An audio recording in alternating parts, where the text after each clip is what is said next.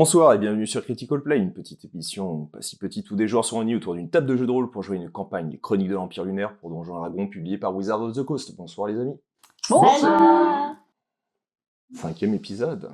Eh ben, on en est peut-être à la moitié, peut-être au tiers, on ne sait plus. Ça dépend combien de temps on passe dans les marais. En tout cas, cet épisode numéro 4 a vraiment marqué les esprits, et notamment celui de Malicia. Qui est en train de fondre comme neige au soleil. Non, Seb, que s'est-il passé dans l'épisode précédent? Mais je ne sais pas. Eh bien, je vais te le dire. Mais avant, merci à notre partenaire Craft sur Table et les magnifiques figurines qui vont sûrement peut-être arriver d'ici.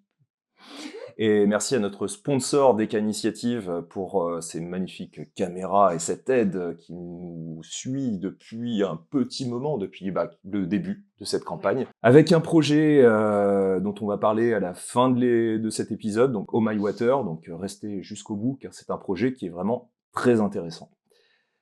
Qui dit épisode 5 dit effectivement petit résumé, un petit résumé qui sera fait par Dabouk. Mais dis donc, qu'est-ce qui s'est-il donc passé là dans l'épisode précédent? Eh ben, on était dans le marais, flouch, on est allé se coucher, il y a eu des cauchemars.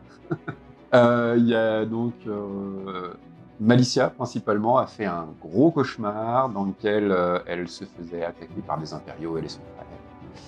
Et elle a subrepticement vu le visage d'une créature apparaître. On a dit une créature apparaître. Et le deuxième jour, elle a refait des cauchemars.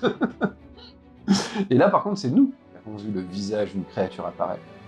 Et selon les connaissances de Malicia, ça serait une guenaude. Et la suite après le générique. No one else could ever hold a candle. Get ready for a battle, 'cause you know that I was born for this. I was born for this. Never met a match I couldn't handle. No one else could ever hold a candle. Get ready for a battle, 'cause you know I was born. I tell you I was born for this. Ain't nothing gonna stop me now.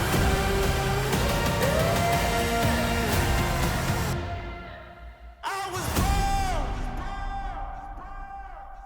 for this.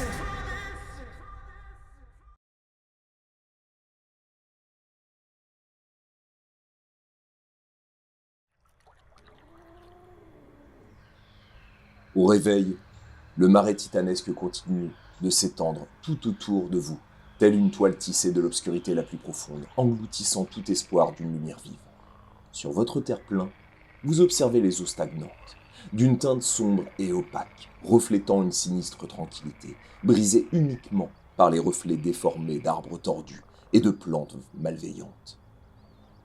Les branches noueuses de saules séculaires s'entrelacent en une canopée funèbre, projetant des ombres menaçantes sur une végétation dense et impénétrable. Des lambeaux de brume, tels des fantômes errants, s'étirent au ras de l'eau, obscurcissant davantage ce royaume cauchemardesque. Les cris de quelques oiseaux diurnes se mêlent à des murmures indistincts, créant une cacophonie lugubre qui traverse l'épaisseur de l'air empoisonné. Des senteurs putrides de décomposition et de marécage s'insinuent dans chaque inspiration, saturant l'atmosphère d'une aura viciée. Des arbres funèbres émergent de la brume, leurs racines plongeant dans l'eau telles des griffes cherchant à capturer tout intrus imprudent. Des lianes pendantes, telles des serpents éthérés, cheminent dans une danse maléfique, prête à s'enrouler autour de quiconque ose s'aventurer dans ce dédale tortueux. Ce marais, plongé dans une semi-noirceur abyssale, devient un labyrinthe terrifiant où le silence est brisé par le frémissement sourd de l'inconnu qui se tapit dans l'ombre. Vous comprenez que l'eau pointe au-dessus de la canopée en raison des myriades de fins faisceaux lumineux, cherchant à diminuer la noirceur des lieux. Que faites-vous? Eh ben, on va poursuivre notre chemin vers toujours l'endroit que je pense être la bonne direction. Eh bien, refais-moi un petit test d'orientation avec sagesse. Je redépense quand même, parce que là, Un point ce d'héroïsme. serait un ballon de se planter. Oh bah dommage. 19 plus 6, 25, ou 9 plus 6, 15. Tu poursuis, toujours avec une grande détermination sur le trajet que tu indiques, que tu as pu voir en essayant de t'appuyer sur la carte de Targine, toujours. Vous cheminez. Moi, je fais toujours... sur les arbres, de temps en temps, je fais une croix. Vous avancez. C'est long. Vous avez toujours de l'eau jusqu'à mi-cuisse, voire jusqu'à un niveau assez avancé de la poitrine pour Garrick. Est-ce que tu aides toujours... D'accord, donc Rockmeat, donc tu le portes, tu sens qu'il est très reconnaissant vis-à-vis de cela. Mieux vaut pour lui. Moi, je regarde quand même pendant qu'on circule autour de nous, voir si je vois pas une créature circuler, enfin une créature nous suivre. Eh bien, fais-moi un test d'observation avec sagesse. Allez. Très bien, donc point d'héroïsme, tu lances 2 dés. 14 et 6, 20. Bah, 6 et 6, 12. Ce sera 20. Tu observes, vous continuez à poursuivre votre trajet, vous apercevez que petit à petit vous remontez. Vous êtes sur une surface, alors meuble, mais c'est spongieux, mais vous êtes en surface, vous n'avez plus d'eau à peu près jusqu'aux cuisses, maintenant vous marchez sur quelque chose de ferme, de beaucoup moins humide que là vous étiez auparavant. Alors il faut faire attention parce que vous pouvez glisser parfois, mais là maintenant vous voyez les branchages au sol, vous voyez parfois donc ces quelques serpents rôder et partir au loin. Vous avancez et pendant le trajet, ça fait bien 4 ou 5 heures que vous déplacez, toujours avec ces bruits autour de vous. Targine, à une vingtaine de mètres de vous.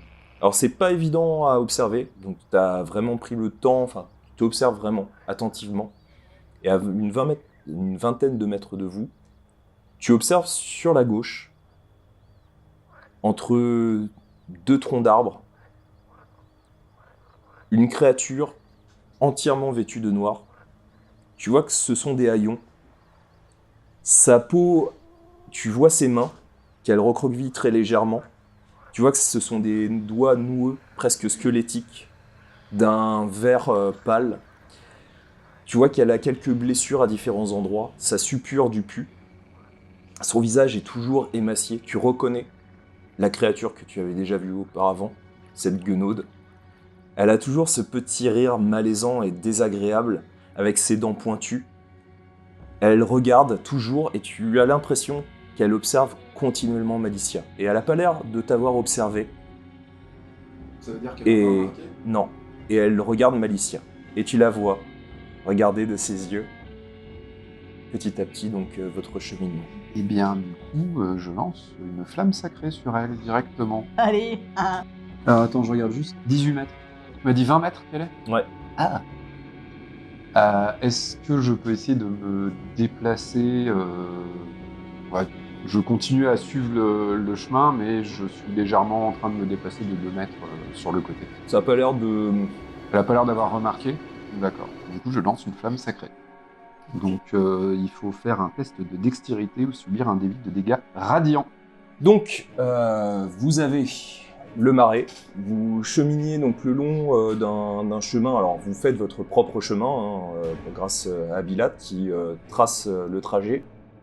Vous voyez des vieux bâtiments, donc à différents endroits, des sortes de bâtiments qui étaient là depuis fort longtemps. Et toi, tu as remarqué cette guenaude au loin, et donc tu fais ton rayon ardent, C'est ça.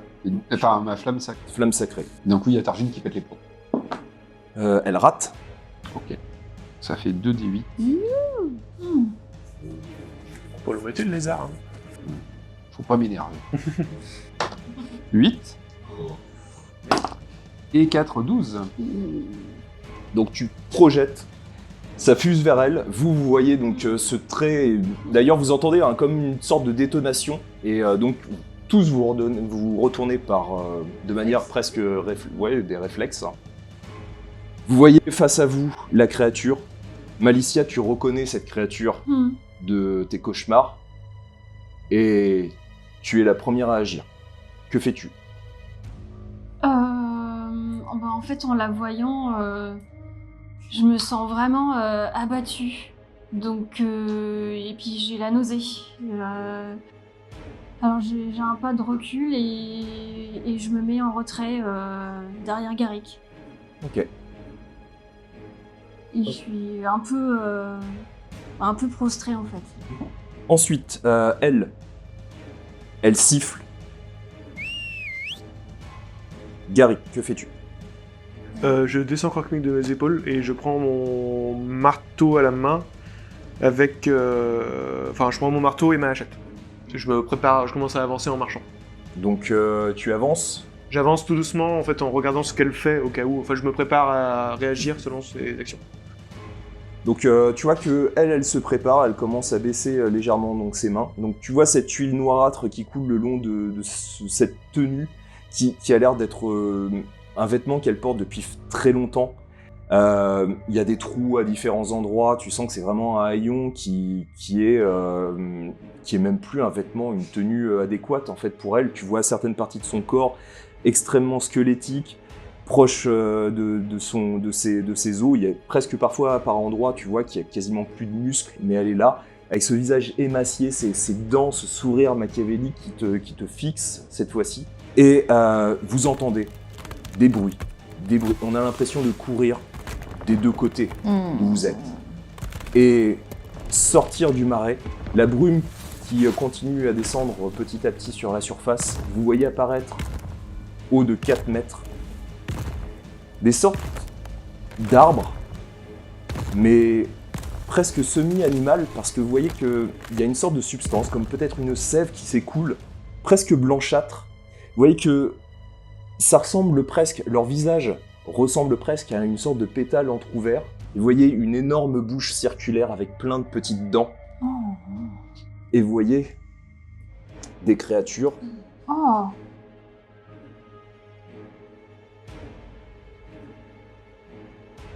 Donc, le premier liereux va se déplacer face à Garrick. Il va essayer d'attaquer Garrick. Il rate. Ensuite, le deuxième liereux se déplace. Écoute, on va faire un D2-6. Donc 1, 2, 3 sur Targine, 4, 5, 6 sur Abilat.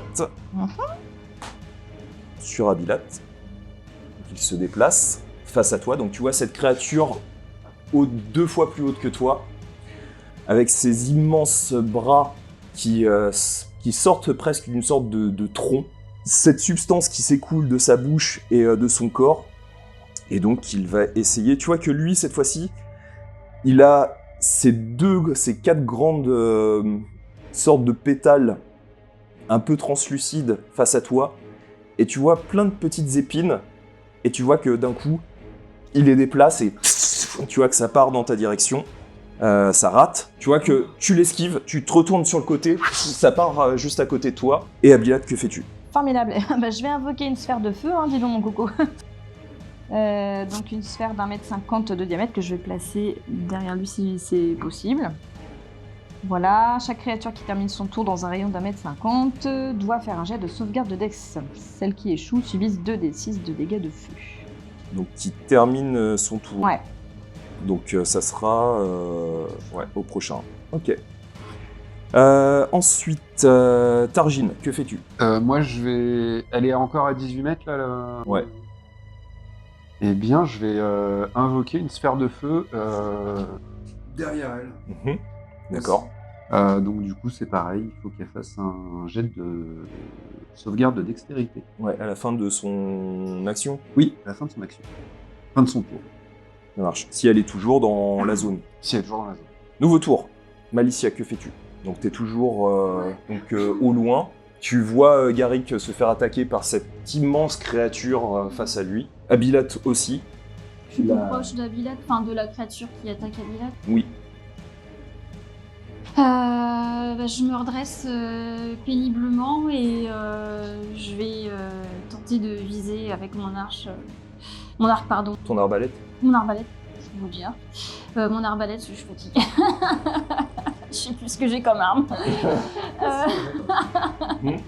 Donc, ce que je fais, c'est que je prends ma pierre d'urne. Donc ça, c'est une action bonus, donc ouais. Donc tu l'actives. Ouais, Ça je part. l'active. Je fais la marque, je me concentre tant bien que mal du chasseur en direction de cette grande créature. Et Ça, c'est une action quoi bonus aussi. Ouais, t'as le droit qu'à une seule action bonus. Ah d'accord, bah je fais pas la marque du chasseur du coup, je garde D'accord. la pierre. Je pensais que ça pouvait se cumuler, voilà. Et donc tu l'attaques. Et donc ouais, je l'attaque. Donc la pierre dune te permet d'avoir un +2 à ta dextérité, donc un +1 à ton modificateur, donc ça donne un +1 à ton attaque Ok, de dextérité. Vas-y. et plus 2 à ma dextérité du coup. Oui. Oui. Ça fait 10 plus 6 plus donc 2, 18. Ça touche. Voilà. Et du coup, pour les dégâts, c'est un dé de 8 plus 3. Si je dis pas de bêtises, c'est bien celui-ci, ouais.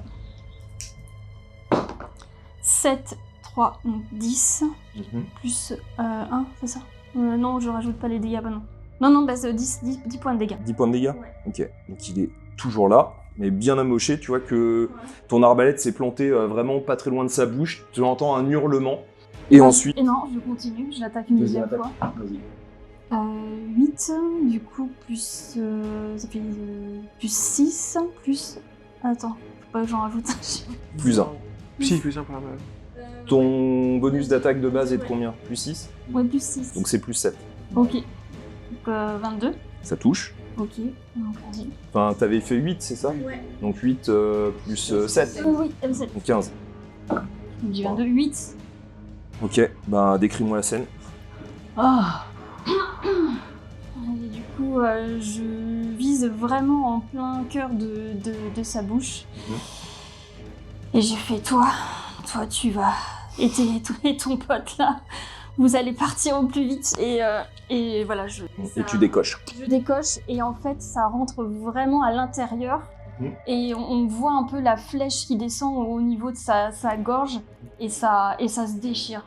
Ok, et tu vois la créature qui tombe sur le côté. Ensuite, la guenaude, elle va se déplacer.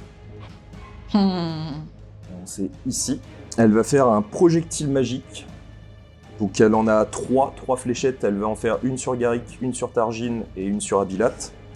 Du coup, j'interpose la lumière d'usine entre elle et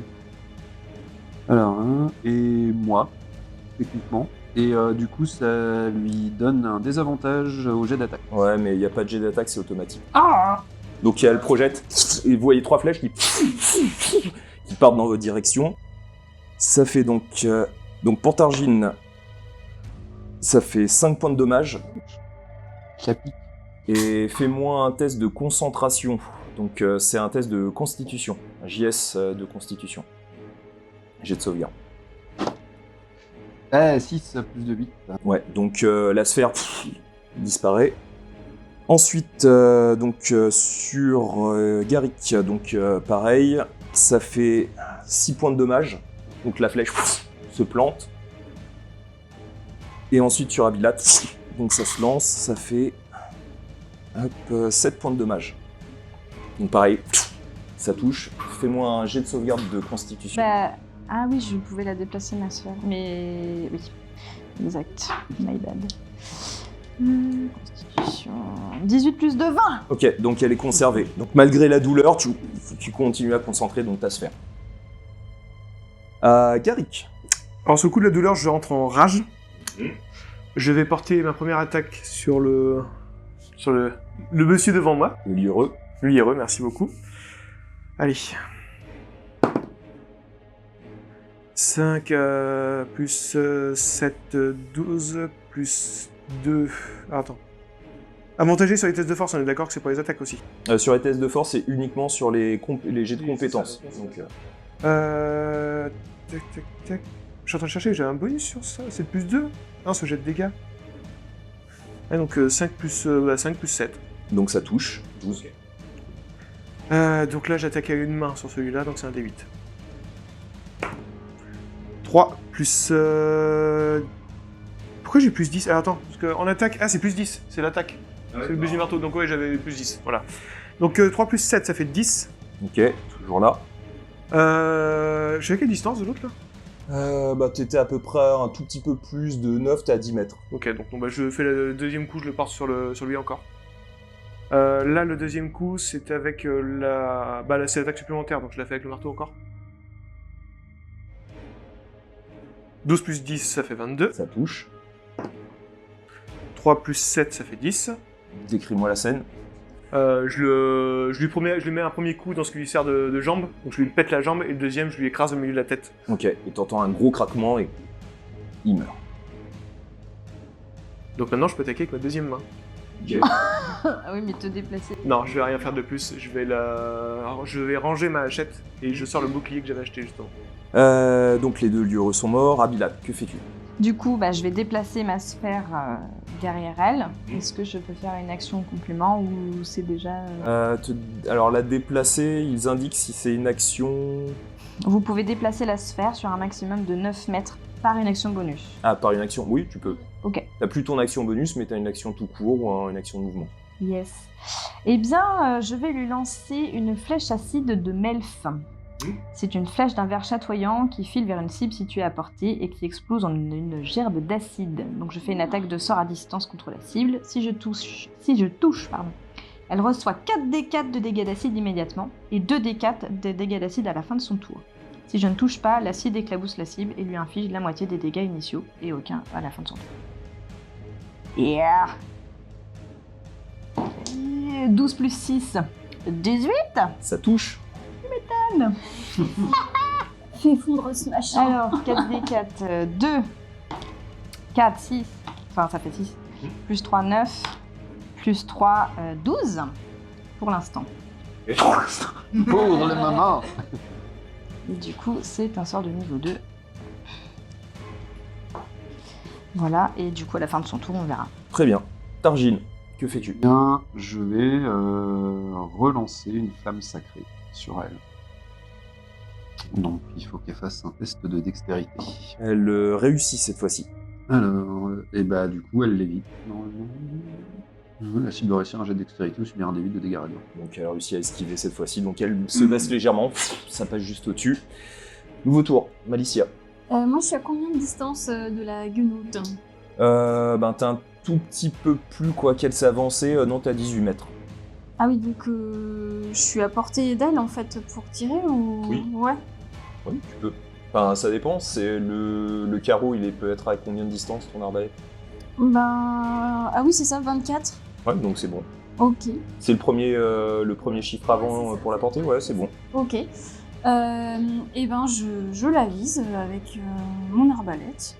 Très bien. Est-ce que tu fais une marque du chasseur? Bah, j'ai toujours la pierre qui tourne. Ouais, mais c'était pour la lancer, pour qu'elle soit juste au-dessus de toi. Maintenant, elle tourne, elle continue à Elle tourner. continue, d'accord, ok. Et ben oui, à ce moment-là, si je lui fais, je lui appose la marque du chasseur en la regardant fixement. Eh bien, tu peux retirer un emplacement de sort. Donc c'est quel niveau?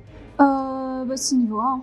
Donc ça retombe sur elle, tu vois comme un point fixe, tu la localises. Déjà, on va essayer de la viser.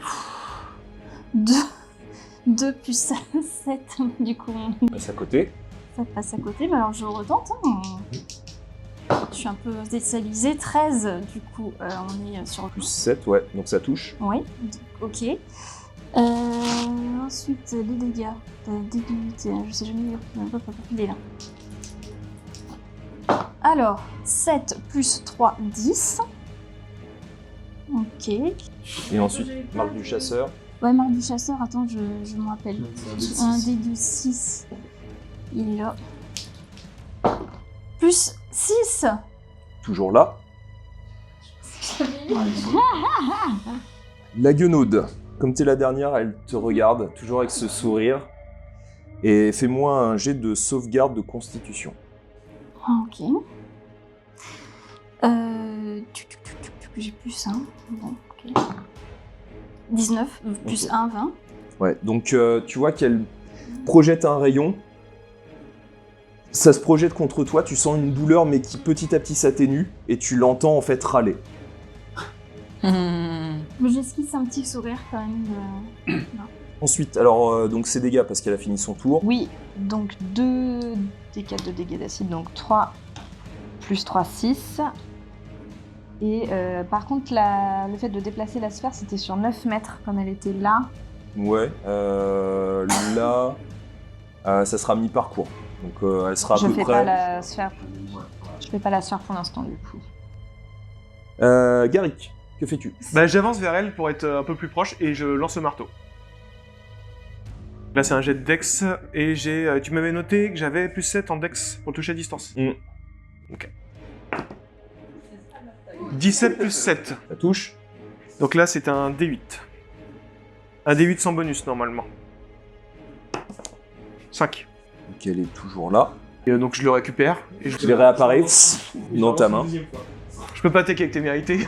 En fait, l'équipe, t'as pas dit. Ah non, parce que t'as pas le principe du... Non, tes mérités, c'est corps à corps. Oui, non, en plus, c'est marqué, je suis désolé. 12 plus 7, 19. Ça touche. On y croit là. 5 encore. Ok, elle est toujours là. En attendant, j'ai avancé un petit peu vers elle. Hein.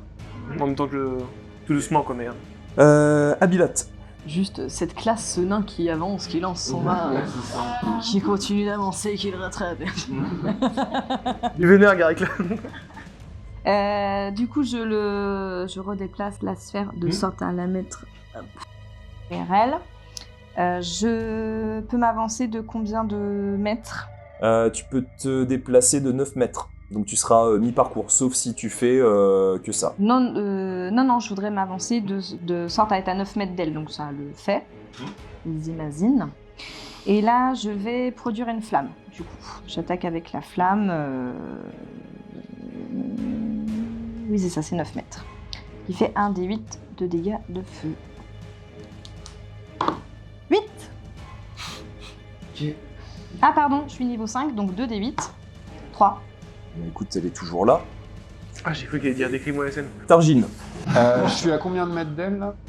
Là, toi, t'es à peu près 16 mètres. Il faudrait que je fasse 2 tours pour me déplacer à son contact. Non, tu peux. Alors, soit si tu fais que ça, donc tu cours dans sa direction. Que ça. Alors, t'es à mi-parcours. T'es à peu près un tout petit peu devant. Donc je vais ici, me déplacer vers elle et au moment de me déplacer, j'incante une flamme sacrée supplémentaire. Donc, vous voyez, hein, si on a reconstitué là, ce que vous voyez là, c'est un pont. Donc, vous avez des arches. Hein, donc, vous voyez en dessous, en fait, par l'intermédiaire. Donc, là, vu du dessus, on a l'impression qu'il y a un peu comme un aqueduc. Vous voyez donc le pont lui-même, donc en partie détruit, et puis ces arches dans lesquelles vous la voyez juste en dessous. Et donc Targine, tu me disais. Du coup, j'incante une flamme sacrée. Donc pareil, test de dextérité. Elle rate cette fois-ci. Et du coup, je déduis. C'est drôle cet instinct de vouloir la cramer. quoi. Ouais, je sais pas, 6 et 4, 10. Toujours là. Nouveau tour, Malicia. Bah, moi, je suis un peu loin derrière là, donc je me rapproche un petit peu. Et puis, bah, je retente ma chance, comme on dit. 7 plus 7, donc 14. Ça rate. Ça rate. Je recommence. 3. Voilà, ça rate. Ensuite, donc la guenaude. Elle va refaire ses projectiles magiques, donc sur les 3 qui sont devant elle. Garrick, ça fait donc 5 contre toi. 6 contre Targine. Et 5 contre Abilat, qui va me faire un jet de sauvegarde de constitution pour sa concentration. Oh, mignon. Ou pas, pardon, excusez-moi. Et bah 11 plus 2, 13. Ok, c'est réussi pile. Donc tu réussis à te concentrer malgré la douleur.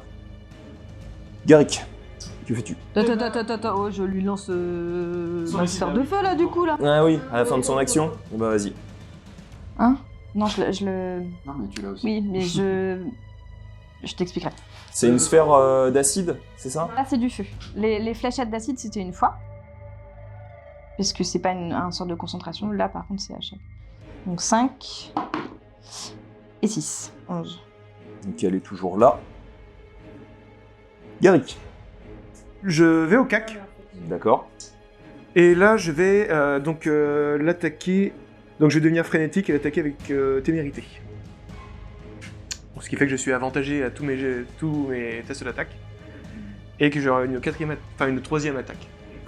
Et par contre, en contrepartie... J'ai un épuisement à la fin du combat.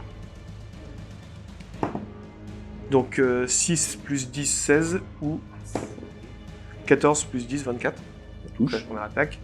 Donc là j'attaque avec toujours un D8 parce que je l'ai avec une main. J'ai ce satané bouclier qui sert à rien. 4 plus 7, donc ça te fait du... Ah non, 4 plus 7 plus 2. Voilà, j'ai oublié la rage. Donc ça nous fait du 13. Ok, donc elle est toujours là. Deuxième attaque. 12 plus 10, 22 ou 12 plus 10, 22. Ça touche. Donc 5 plus 7, ça nous fait du 12 plus 2, ça fait 14. Ok. Et la dernière attaque. 18 plus 10, 28. Ou 15 plus 10, donc 28. Et donc c'est toujours le marteau, donc ça fait 2 plus 7, 9 plus 2, 11. Écris-moi la scène. Là, en même temps, c'est... Il a fait du hachis. Ah mais j'avoue. Moi, T'entends à chaque fois le... Ah c'est jouissif. Donc je lui mets un premier coup dans le genou, histoire de lui péter le genou. Une fois qu'elle commence à être à terre, je lui mets un coup dans l'épaule, vraiment là, à cet endroit-là. Et le dernier, là elle est vraiment à terre, je lui écrase la tête au sol.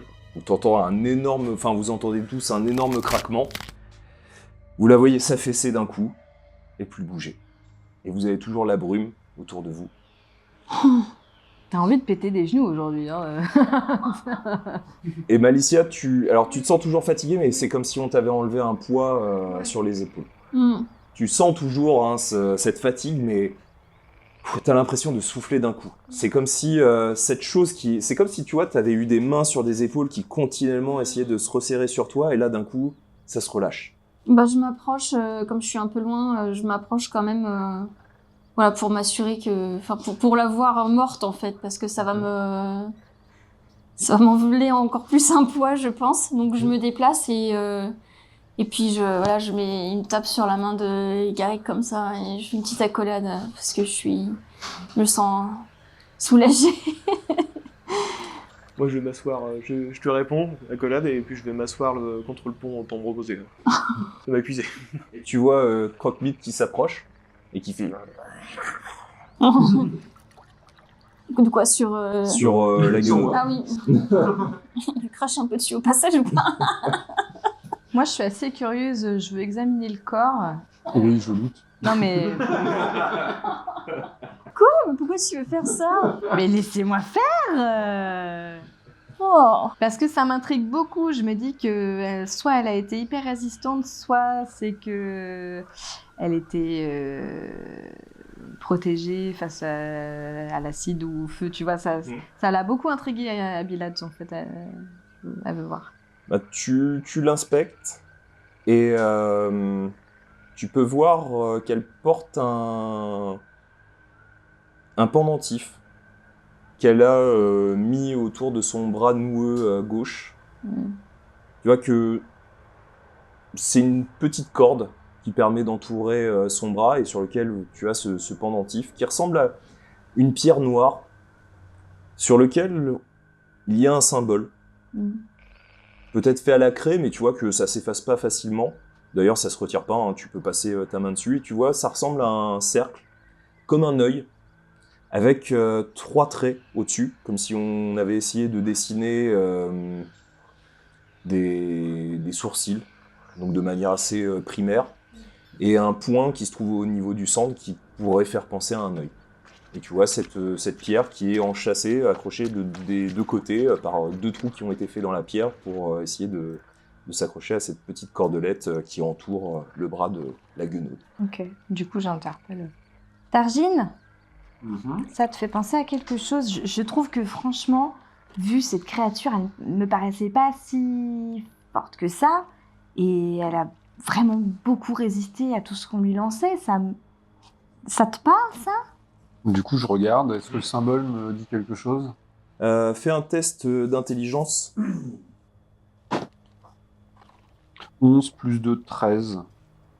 Dans la tour des Phéniciers où tu as été préparé, tu as déjà vu ce symbole. Tu sais que ça fait partie d'un ordre féerique, mais négatif. Tu sais aussi que ce symbole est très ancien, qui date des tout premiers êtres qui sont arrivés sur ce plan d'existence, lors de la grande guerre qui avait été faite et dans laquelle les titans ont réussi à imposer la paix, tout le moins pendant un temps. Et ce symbole, c'est un symbole négatif. Ok. Du coup, je l'observe bien, je le regarde, et c'est un symbole. C'est comme un symbole négatif, c'est très ancien. Et c'est un symbole féerique, mais ça, c'est quelque chose de très sombre et de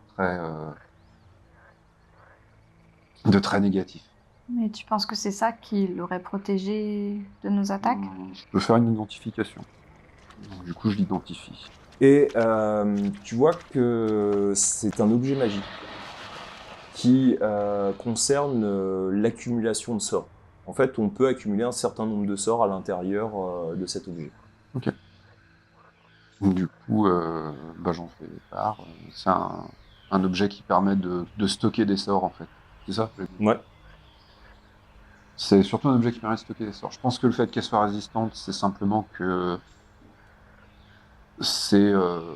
en l'observant de plus près, ça ressemble à une fée ou à... Non, c'est une guenaude, quoi. Ah non, c'est une guenaude, Est-ce que je sais si une guenaude ou pas est plus résistante à la magie que...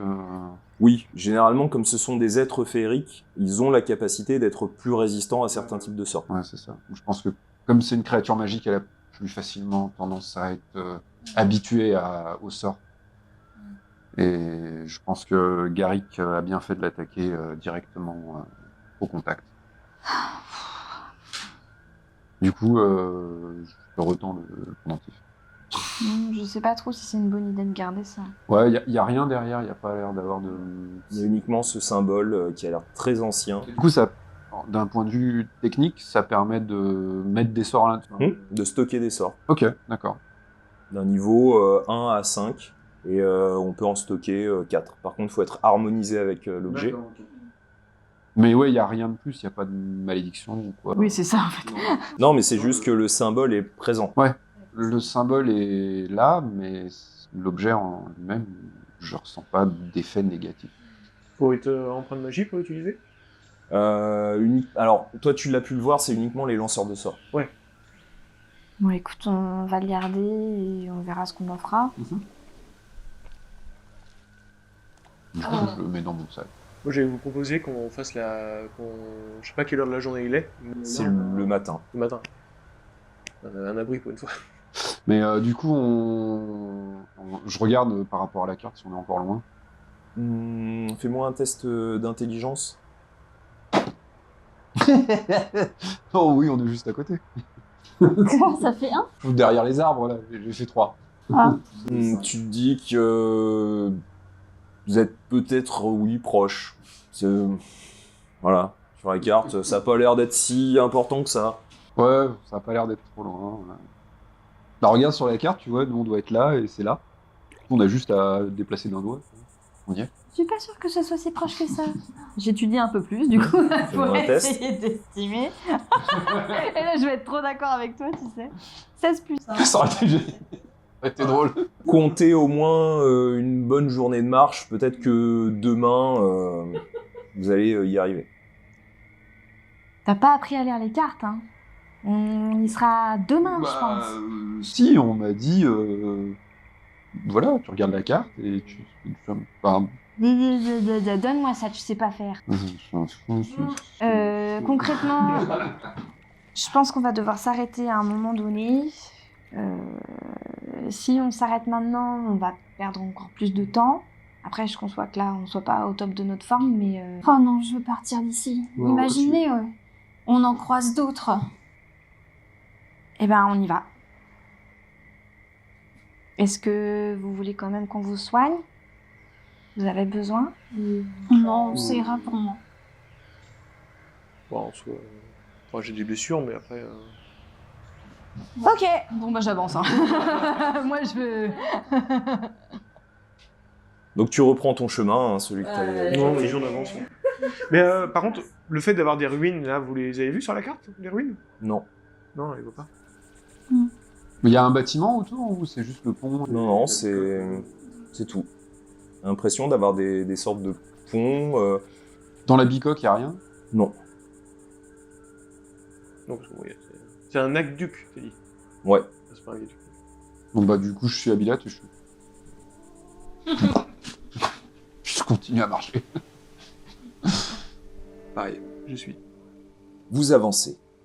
Le marais démesuré, imprégné de ténèbres et de mystères, révèle de sombres secrets au sol. Parmi la végétation étouffante, les corps sans vie d'aventuriers déchus reposent, leur présence silencieuse évoquant une tragédie inexprimée. Leurs yeux vides semblent fixer l'horreur qui les a enveloppés, et leurs membres immobiles sont pris dans des poses figées, figuration macabre des luttes désespérées qui ont précédé leur chute. Les vêtements déchirés et les armures ternies témoignent des batailles perdues dans ces contrées hostiles. Des armes abandonnées gisent à proximité, maintenant inutiles dans ce théâtre funeste. La nature elle-même semble avoir marqué ses défunts, les envahissant peu à peu de l'éclat malsain de la végétation environnante. La brume, toujours présente, ajoute une aura d'irréalité à ce tableau morbide, voilant partiellement ces tragédies humaines. Chaque bruissement de feuilles semble être un murmure funèbre, rappel constant de la cruauté impitoyable du marais. Ces aventuriers, jadis animés par l'esprit d'exploration, reposent maintenant comme des avertissements muets. Leur destin tragique faisant écho à la sombre réputation de ce marais lugubre, où la vie cède la place à une mort insidieuse et mystérieuse. Et plus votre journée de marche avance, plus les corps deviennent de moins en moins présents. Seuls restent ces majestueux et puissants ponts longilignes, semblant se diriger dans la même direction que vous. Ou, plutôt, vous semblez suivre le chemin de ces différents ponts de métal. Et à Bilat, j'ai l'impression qu'on se rapproche d'une agglomération, enfin on suit les aqueducs, là, les ponts. J'ai l'impression qu'on est en train de se rapprocher d'une ville, enfin... C'était une cité avant. Oui, non, mais ça veut sûrement dire qu'on est peut-être sur le bon chemin si ton clan s'est installé là-bas. Bien sûr qu'on est sur le bon chemin. Tu me prends pour qui?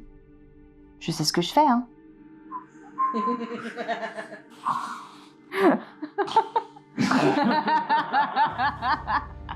Nous, on est discrets derrière. Et puis ainsi vient la nuit. Un peu redoutée, mais elle est présente. Il fait sombre. Vous avez de plus en plus de mal à avancer parce que vous essayez de tâtonner parce que vraiment c'est le noir total. Il n'y a rien pour vous éclairer, il n'y a pas de créatures phosphorescentes ou autres, vous êtes vraiment dans le noir total. Donc vous, pour ceux qui sont nyctalopes, vous discernez plus ou moins les ombres, mais voilà, Targil. Mais c'est vrai que toi, Targil, faut imaginer, c'est vrai que pour ceux qui ont déjà été en forêt la nuit, loin de la ville, c'est le noir total. Ça fait Blair Witch. Un peu. Du coup, je m'arrête un moment, je fais ça vous dirait pas qu'on s'arrête parce que clairement j'y vois plus rien. Non, on va faire une halte pour la nuit. Et je pense qu'il faudrait qu'on se repose. On peut profiter du aqueduc qui est juste à côté de nous pour... Oui, on a encore cette espèce de... Ouais. Oui, de toute façon, oui, il faut bien faire une pause. On va pas marcher toute la nuit. J'ai dit oui, on va s'arrêter. Alors vous trouvez du bois plus facilement sec. Ouais. pour faire du feu. Vous faites du feu, vous vous reposez. Est-ce que vous faites un tour de garde? Ouais, toujours, ouais. Moi, enfin, vu que je suis seul qui est vraiment blessé ou pas? Qui est épuisé, on a mal, hein. Ouais, parce que ouais, j'ai blessure aussi, mais c'est vrai que je pense plus à mon épuisement d'ailleurs, c'est le vert. Non, c'est noté. C'est noté, ouais, parce que j'ai un épuisement. Les jetons verts, c'est pour vos repos courts. C'est-à-dire que vous reposez 1 heure, vous avez le droit d'en dépenser autant que vous voulez. Hein. Là, vous avez un maximum de 6 points. Et pour chaque point que vous utilisez, c'est votre dé de vie que vous regagnez, plus votre modificateur. L'épuisement, c'est un repos long qu'il faut pour... Exactement. Du coup, si on se repose, j'en profite pour me faire un petit soin des blessures. Du coup, En sachant qu'avec un repos long, vous regagnez tous vos points de vie. ouais, mais il nous faut un repos long, et du coup, comme on va faire des tours de garde, on n'aura pas notre repos long. Non. Du coup, je récupère également 2 points de vie égales à un dé de 8, plus mon modificateur de constitution, je crois. Non?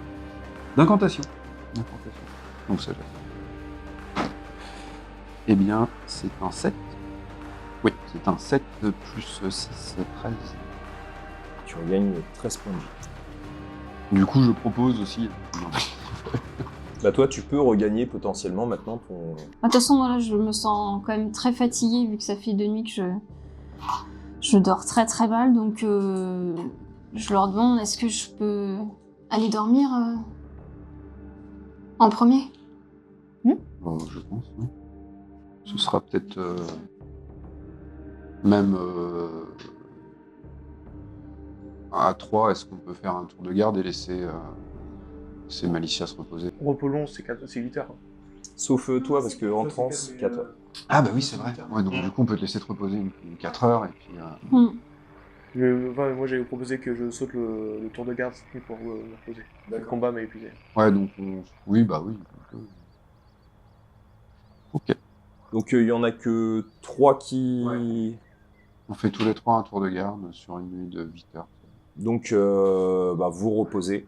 Toi, donc tu fais un repos long, hein, finalement, avec ta transe, donc tu peux regagner tous tes points de vie. Ok. Toi, vu que tu ne fais pas de repos, tu récupères tous tes points de vie et ton niveau d'épuisement. L'eau pointe de nouveau de la même manière. Je fais ma petite rituel. Donc vous le voyez à la fin remettre donc les cendres dans sa toute petite jarre en bois. Et suivez-vous donc Bila. Moi, j'avoue. Ah oui, puisque elle connaît le chemin. Oui, comme d'hab, hein. Pour la suivre, on part sur la route. N'étant plus très loin, vous émergez enfin, au bout de quelques heures malgré tout. Vous sortez enfin de l'oppression du marais sinistre, découvrant du haut d'une butte une cité majestueuse d'une ancienneté incommensurable, à environ 3-4 km. Les multiples et puissantes tours de la cité, érigées comme des sentinelles dans le temps, s'élèvent vers le ciel, leur silhouette imposante témoignant de l'histoire millénaire de cette métropole oubliée. L'acier et le verre dont elles sont constituées donnent aux édifices une allure imposante, et les reflets dorés du soleil éclairent les façades, révélant des détails sculptés, témoins du savoir-faire des anciens bâtisseurs. Les rues semblent larges et majestueuses, s'étendant à perte de vue, créant une perspective infinie qui souligne la grandeur de Toulouse. Des arcs monumentaux s'érigent au-dessus des portes d'entrée, marquant l'accès à cette métropole gigantesque. Les dômes imposants, aux contours délicieusement ciselés, semblent toucher le firmament, témoins d'une technique qui défie les limites humaines actuelles. La cité, imprégnée de l'atmosphère solennelle du passé, semble figée dans un équilibre entre l'âge vénérable et une végétation persistante.